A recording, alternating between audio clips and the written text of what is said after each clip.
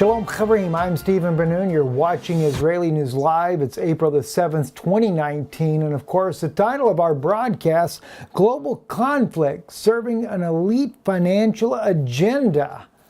That sounds pretty like a wild statement to make there, but I think when you take a look at some of the headlines here that we're looking at and then going into some of the issues that we're going to be facing soon, I think it might make more sense. It's actually probably even a much bigger endeavor than what I can fathom myself.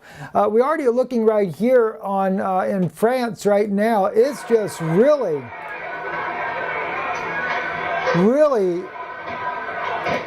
going completely out of hand. And we're dealing with both, these are the yellow vest protesters, the right wing and the left wing there. They're now fighting one another in this conflict in France. And in just a moment here, you're going to see them when they really go to head here in this battle. I'll kind of move it forward just a little bit. They'll keep provoking one another till they just get into an all-out brawl. And when they do, of course, one group's bigger than the other, they're going to push the smaller group back. And there they go. A knockdown drag out, slugging it out. And of course, if you begin to look at the different videos that are coming out, it's almost like what's going on in France right now. Of course, there's that closer view of that brawl itself, them fighting one another. It's not even in this case here the police beating them half to death, but now it's the yellow vest protesters fighting one another. But they're destroying property, they're destroying private property, cars, burning motorcycles, destroying buildings, everything you can possibly imagine. But that's only part of the picture that we're looking at here. This global conflict, this global unrest that we see happening everywhere, and of course not just with the individuals, but we also have the wars themselves. And by the way, just another article here real quick. This was a journalist's protest against yellow vest attacks on the media. Another issue there going on. But we have wars everywhere. The Jerusalem Post reporting Russia says it tested latest Panzer SM air defense system. This, of course, no doubt going to be deployed in Syria. As part of the ongoing Syrian conflict. But then we also have the war over in, let me pull up the map here for you real quick. Libya, Tripoli, in fact, being the new hot spot right now. Battle going on all over again in Libya. Of course, we know General Wesley Clark said that was one of the nations that would be toppled. And wars are just everywhere. And it seems to be that there's no end. We got Venezuelan conflict. We got the Syrian conflict. Libya has been a conflict in the past. The refugee crisis that's been created by all these wars is completely going through the roof. And also the Jerusalem Post as well is reporting about Iran. Israel is not happy because Iran is set to take over the Latakia, or part of the Latakia port there, and that, according to the report here on the Jerusalem Post, this is supposed to take place, I think, on October the 1st. It says Iran is inching one step closer to establishing a foothold on Iran's doorstep, reportedly planning to lease Syria's main commercial port in Latakia. Now, they say it's on Israel's doorstep, but in reality, Latakia is nowhere near Israel's doorstep. It's actually about 200 miles away from the country to start with. But what's the difference in Iran getting part of the commercial port in Syria than China running two ports in Israel? In fact, running the ports so deeply involved in Israel that they are dictating to the U.S. military how they can come and port at the port with military ships, how they have to do it with no military hardware on deck of their ships when they port there. And according to the President of the United States, China is becoming one of America's greatest foes, but yet Israel is becoming one of their greatest partners while the U.S. goes by the wayside. And at the same time, while we shell out billions of dollars on an annual basis to help fund Israeli military and the Israeli infrastructure. In fact, they talk about, what is it, $38 billion over a 10-year period. The actual number is closer to $60 billion over a 10-year period. In fact, not only are we giving Israel this much aid to the country there, that has been going on for decades now, but we also have to borrow the money at interest rates that are normally funded by wealthy bankers, and you can only imagine who controls those banks. I'm not going to say it. I guess you guys already know it. At a 2% interest rate, which basically is costing us as American taxpayers, we're paying about $7 billion over a 10-year period on this money that we continue to give to Israel in aid. So the bankers and their wealthy sponsors that loan us as Americans all this money to loan to Israel, we have to pay the interest rate on this. Israel is only just getting the benefit of it. And listen, I'm not against helping Israel or any other nation that is in need, but Israel right now is becoming one of the world's leading economic powerhouses, and being able to, with all the creations that they've made there, the different discoveries, the technology, etc., you'd think Israel could probably fund some of this themselves, especially since we're being stuck with the debt on this and paying interest rates on that debt. So what happened? What is it? $10 million a day basically is what we're having to pay out as American taxpayers. Do you think as Americans we'll ever be able to pay the debt? And what happens when these wealthy bankers decide that, oh, by the way, you have defaulted on your interest rate as your trillions of dollars of debt go up? We're going to default on the country as America, and it's going to implode on us. Will anybody ever come back and say, oh, by the way, you gave us all this money before, let us help you out? No, it's not going to happen. Anyway, though, big business.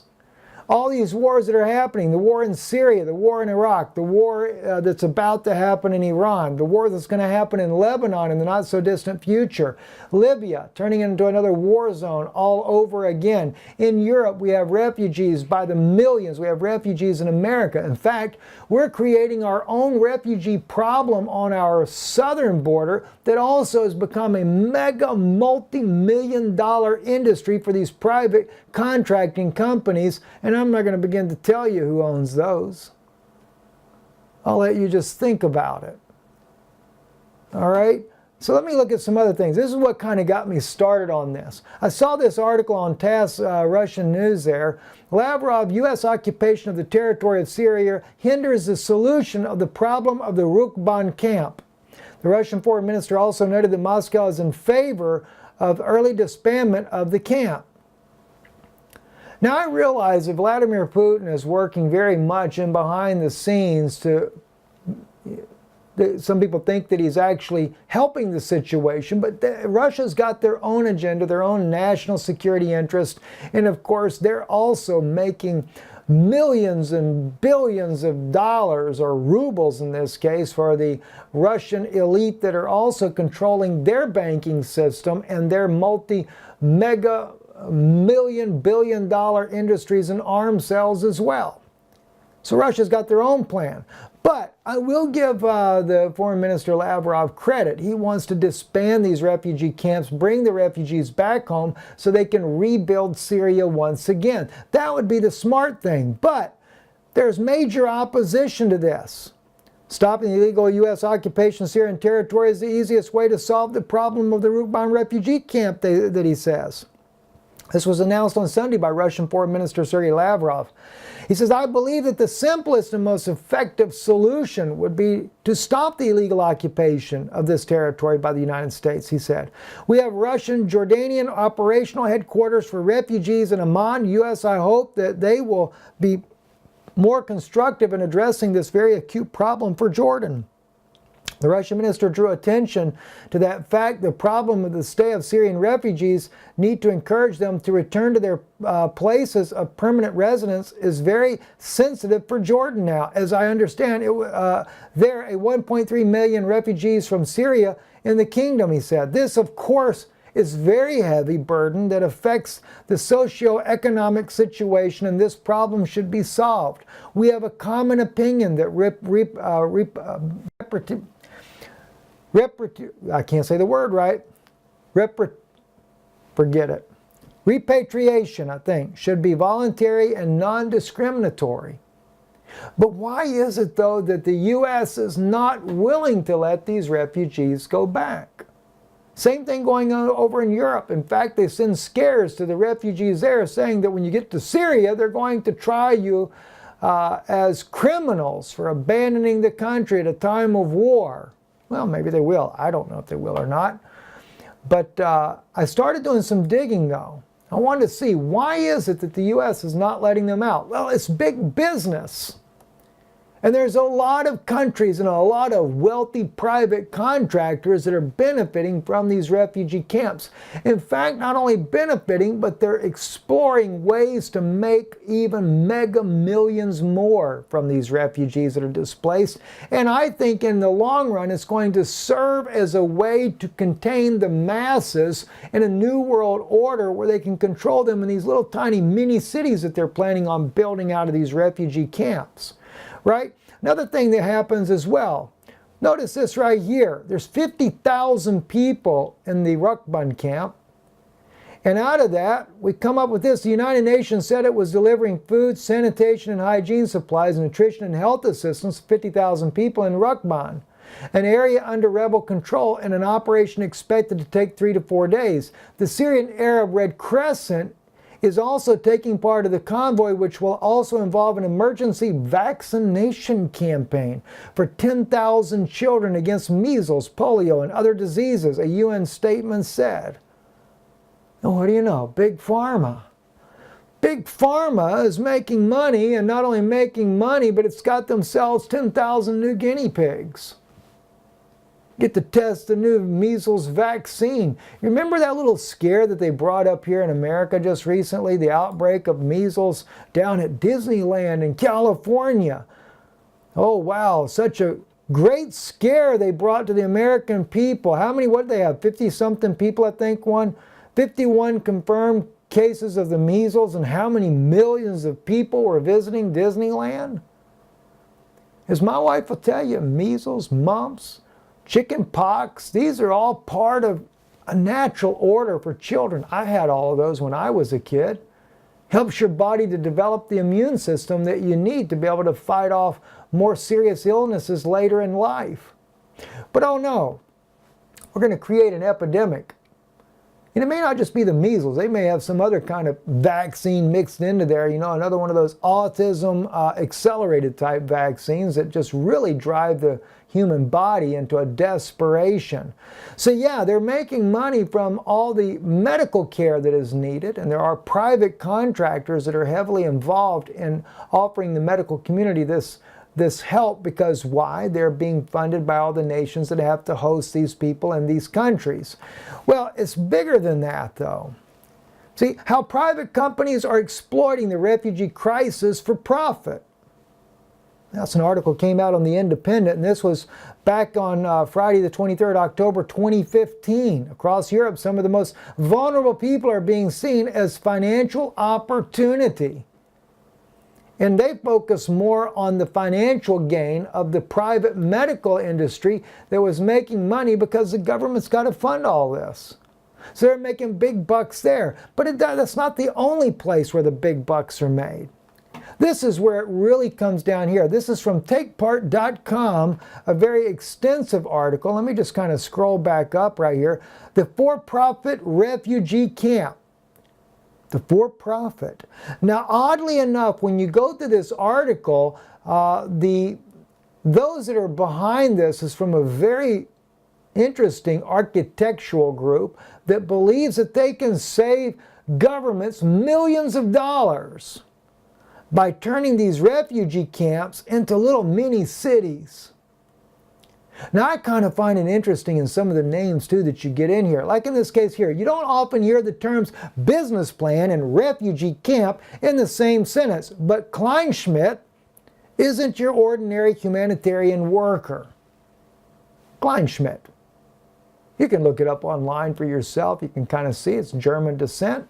Individual there. No doubt he's a decent man. I'm not saying the guy's not a good guy, but he's trying to find ways to resolve, and there's no way that the picture on your screen can do it justice for what you can see here. I can see it a lot clearer myself. This is a refugee camp. Little mini tents, maybe little trailers, whatever, by the tens of thousands in this refugee camp in this country of Jordan.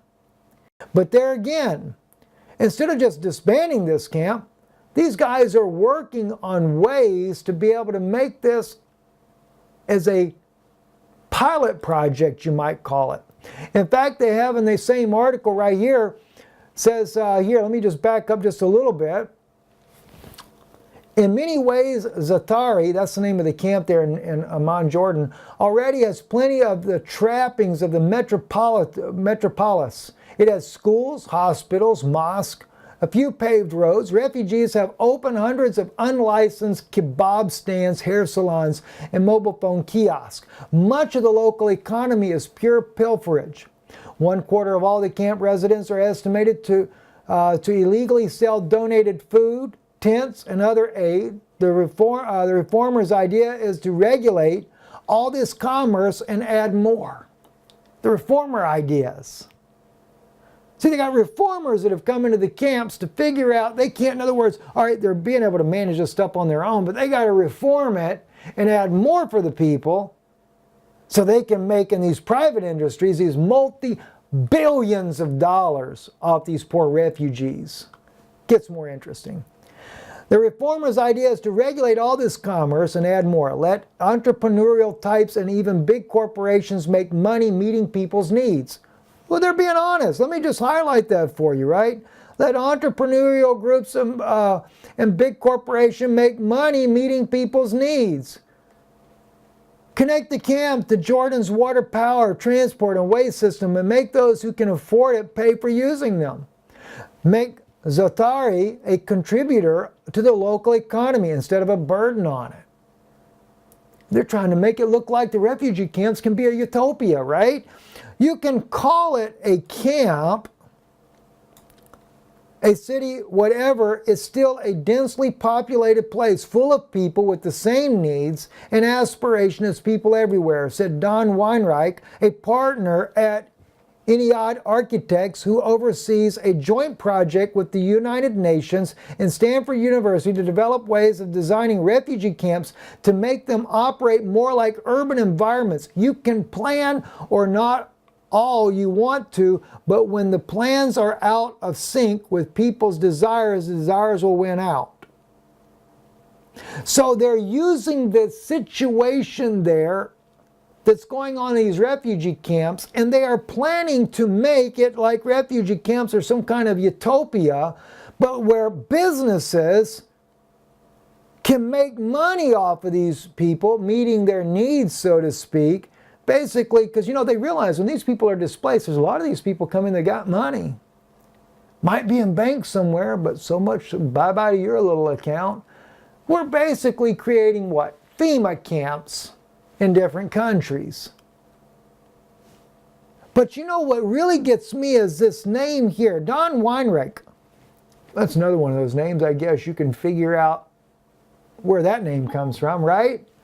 All right, hang on, my phone seems to pick up everything I say and wants to make sure that the world knows, you know, Big Brother knows exactly what I'm saying. So we'll put him on airplane mode so he doesn't get to hear everything I say.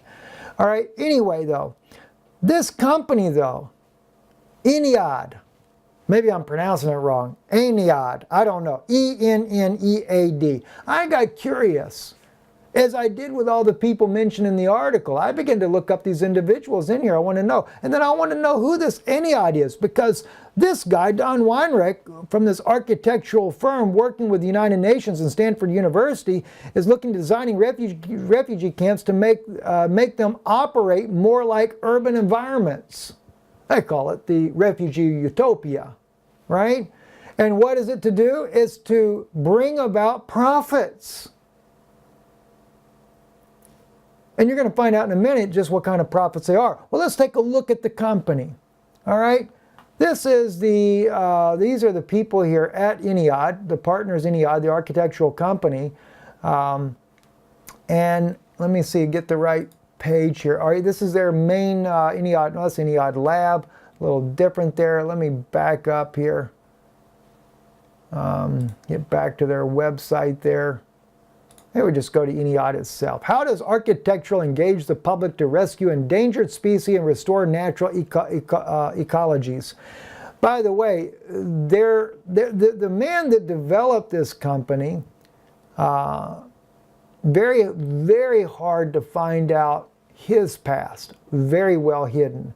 A lot of things have been removed. All you find out about is all his architectural achievements. He built the Clinton Foundation, their library. He also built a Jewish National Museum in New York.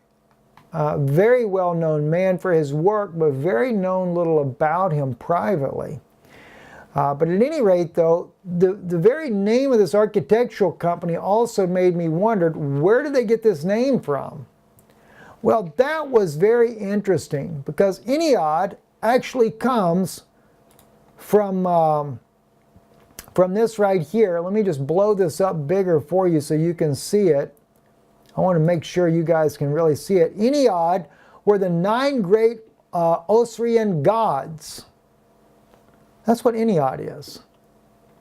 Eniad, the very name of their company, comes from the Egyptian gods that include Atum, Shu, Tufnut, Gib, Nut, Osiris, Isis, and Set. Now, I kind of find this interesting because, like I said, if you just kind of look at some of the names, or even for example, the man that actually started the company, let me see if I can find the information on that there. Here we go, right here. James Stewart Polshek. He was the original company founder. They changed that name to Eniad. It was actually Polshek Architectural Firm for many, many years.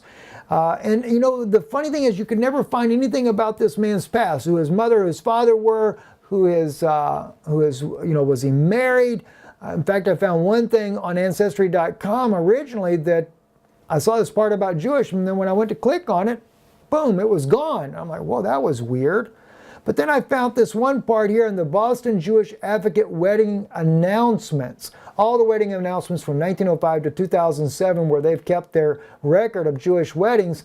This is when I found Mr. James Polshek and how he had married in Akron, Ohio, where he's actually from. I do know he's from there. He married Ellen Margolis at that time. And then we find out that his father is Joseph B. Polshek. So I was able to at least find out a little bit about him, and I always wondered why he kind of kept all that hidden about himself, or at least why none of this stuff is actually made public about him. But this whole issue, though, with Eniad really bothered me, that they named their company after a bunch of Egyptian gods. And Atum, that first god right there that they have there, which is the Atum and Ufa Ra, for I believe that's their sun god there that they worship. But then I noticed too that I'm riding this serpent here, and of course it says here about this Atum god that he returns in the latter day. It's believed in some of their beliefs there that he returns in the latter day, as shown right here. Sometimes he also is shown as a serpent, the form which he returns to the end in a creative cycle. All right, that's kind of interesting. Now, some of you guys might not realize what I'm talking about because you haven't seen the message that I delivered there at the Orlando conference. It's over on Patreon. But on that message there, I link for people the New World Order and the way that New World Order is coming. I speak about how that the Talmudists and the Kabbalists actually believe in what they call the Holy Serpent. And the Holy Serpent is part of the Mashiach era, the coming of the Messiah. They believe that there is a Holy Serpent coming. Well, that is an Egyptian ideology is what it is. But this is found amongst Kabbalists, Talmudists. In other words, the Jewish people that actually believe in the Talmud as the oral law of Moses, which I don't believe it is. Yeshua spent his campaign when he was here 2,000 years ago debunking the Talmud. But now I can see why. And there's a lot of rabbis that speak about this. They speak about the holy serpent. They also speak about Leviathan. They speak about him being defeated. But they speak about in some writings as well that this serpent in the garden was actually the liberator. I go into all this on that message there on Patreon, patreon.com/Israeli News Live. I did a very in-depth broadcast about this on a New World Order plan, what you need to be aware of. Well, this is what I'm seeing here. But it's, like I said, there's big business in this that's going on, right? Huge business. Now, this is the Polshek partnership, the architect now building new names. This is when he changed the name. Actually, the firm didn't go anywhere. Only the name went away. Its replacement, Iniad, right? After these gods of Egypt. All right, now, skipping over that, but let me go to this part right here.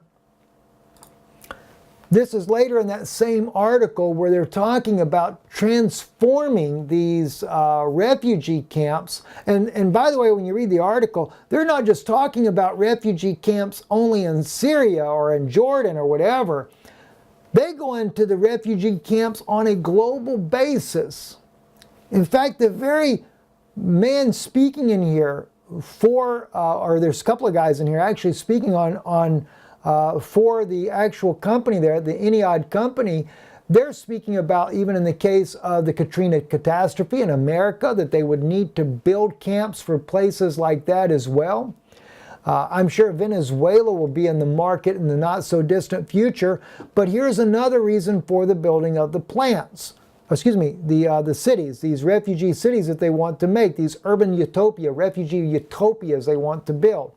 Where does the money come from? Talking about, because they're talking up above there, that there are grocery stores, bakeries, beauty parlors, and mobile phone shops. There are a travel agency, a jewelry store brimming with gold bracelets and necklaces, a perfume shop with plate glass display windows and tiled floors, and at least one sit-down restaurant with a dozen tables. This is all in that huge refugee camp that I just showed you the picture of moments ago, right? He says, where does the money come from? Some people brought savings with them or get money from relatives. Some work for organizations inside the camp or illegally outside it. The World Food Program also gives everyone a weekly food credit. Keep that in mind. Worth about $14. All told, an estimated 2,500 refugees run shops to do about 14 million worth of commerce every month in the camp. All right, now what does he say? Business is good for Basim Mansour, a 24-year-old Syrian I met who sells washing machines and refrigerators and flat-screen TVs in a shop made of two patched-together housing trailers. Bringing in these goods isn't allowed, right? Isn't allowed. So we buy them from smugglers, he explained. Casually, Zatari is only about 6 miles from the town of Mafraq. It's not hard for industrial locals to provide refugees with illicit goods. All of this trade is unlicensed, unregulated, technically illegal, but it continues to be tolerated. Cities run on commerce, not charity. Perhaps the most important element of the push of urbanify Zatari is its embrace of private enterprise, harnessing market forces to serve humanitarian goals. This general notion is one that many relief and development organizations are promoting these days. Everyone knows these donors can't be counted on to meet the needs of millions of refugees indefinitely, and the spread of microcredit throughout the developing world has shown the poverty-fighting potential of capitalism when geared to the disposed. Mercy Corps, for instance, boast of unabashedly Silicon Valley-ish social ventures team that turns ideas into scalable businesses in emerging markets acting like an eternal incubation and acceleration lab. So what are they going to do? They want to profiteer off of these refugees. They can't stand the idea that these refugees are pulling in $14 million worth of commerce in a month in one of these refugee camps. So now they're going to take it from them too. Oh, you'll still be able to get access to the goods and services you want after they design this utopia for you. But basically a concentration camp that they can exploit you with. So it's big business. You know, we had Dr. Pigeon at the conference as well, and I'll be loading up his video this coming week here, and I can probably load his on Israeli News Live. He talked about the crooked judicial system that we live in. And one of the things that he brought up as well that made me look for this was the big money that companies make off of prisoners. Welcome to Jail Incorporated, like this article here says on The Guardian, how private companies make money off of U.S. prisons. And medical care is one of the big businesses in these prison systems when they turn them into a private charter. Right? And that's what's happening in America. They have privatized something that the government once used to run, which was far more economical for the government not to privatize it. The only reason they privatize these things is so that somebody else's pockets can get fat as a result. And in fact, Dr. Pigeon was saying that in these companies like this that have these private prisons, those that are making the money with it don't want their prisons empty because they make money based on every individual that's there. So it's big money. Millions of dollars. So you have a value in prison and they want the prisons full. That's why they don't care if they throw you in jail or not. That's why this anti-Semitism bill is going to have a 20-year prison sentence. Can you imagine the billions they're going to make off of people that are outspoken, that don't shut their mouth when that time comes? They'll land them in jail with no problem. Even Britain also, British jihadists trapped in Syria face 10 years behind bars on their return. And yet the British were helping sponsor the jihadists that were fighting in the Syrian war. Why would they want to put their fighters into prison then? Well, it could be that they're not really looking at the jihadists that they were financing, but maybe they fought on the side of the Syrian government. But then again, it could also be the fact that Britain also is ran by what? Private prisons are one of industries not worried about Brexit. So they need people to be put in jail in Britain. So they can't wait for these jihadists to come home because it means more money to the British prisoners or the system that gets the money for privatizing their prisons as well, right? And then we have two, the U.S. U.S.-led coalition says allies in Syria foil Islamic State prison break. There again, that's another big money maker. Even the prisons they have for prisoners that the U.S. runs inside of Syria. Why? Because the taxpayers are paying mega bucks to keep the prisoners in prison there as well. And we don't only have that, we have our border issues here in America. That's actually a good news there I was going to share with you. The Times of Israel found a pottery piece there. I want to thank, I forget the brother's name that sent this to me. We posted it on Israeli News Live there. 2,000-year-old image of a 9-stem menorah found in a rare Jewish site in Beersheba.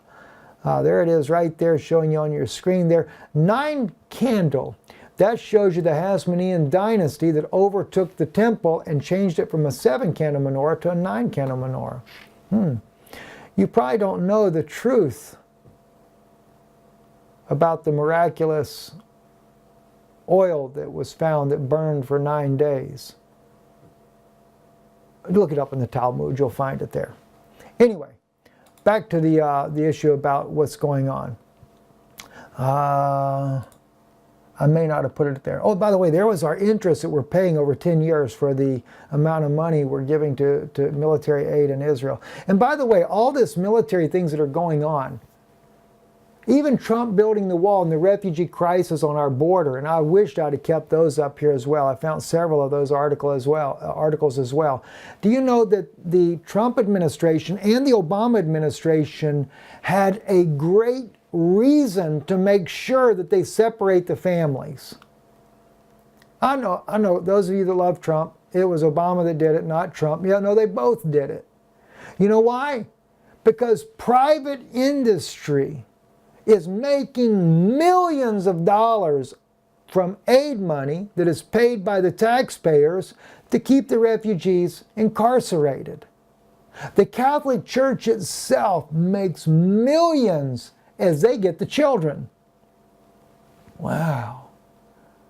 With their kind of reputation for pedophilia, is that really the place you want the children to go to? No wonder why they make it hard to reunite these families once again. Because of all the mega millions that they make in private industry, these private contractors, for keeping the illegals that come into this nation. You know, things are going to change in the very near future, friends. And don't worry, as they cause more wars, whether it be Venezuela, Libya, once again, creating more of a war, there's going to be more refugees going into Europe. This one new company, Eniad, who has its name after the Egyptian gods there, don't worry, they got for profit the refugee camp, and they're going to push that off to the American public and all the other governments around the world because they're going to save you millions of dollars. They might save some of the governments millions of dollars, but they're going to profiteer off of these refugees. And do you think they want these the refugees that have money in the banks, that they're going to be able to exploit this money from? Do you think they want them to leave these refugee camps? No, just like they don't want them to leave now. Even though Russia's trying to get the refugees back into Syria to re-help build the country. Now, Russian companies are going to profit very well too in the rebuilding of the country, but what Russia wants is Syrian labor force because it's a much cheaper labor force. So yes, Russia plays a part in this as well. They know the Americans are trying to make money off these refugee camps, but Russia wants to make money off exploiting the labor possibilities that they can get by having the refugees come home to build their country back. And while Russian companies, as well as Chinese companies, all are making multi-millions of dollars of rebuilding the nation, while they drain the U.S. taxpayers once again out of their money. But I guess in reality, seeing as the U.S. helped fund this war, we probably should have to pay that off. But you know where the money should come from?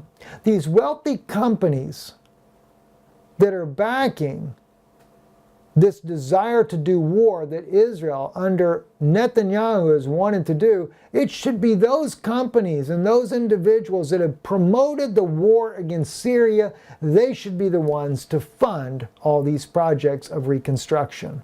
Saudi Arabia especially should be funding it as well.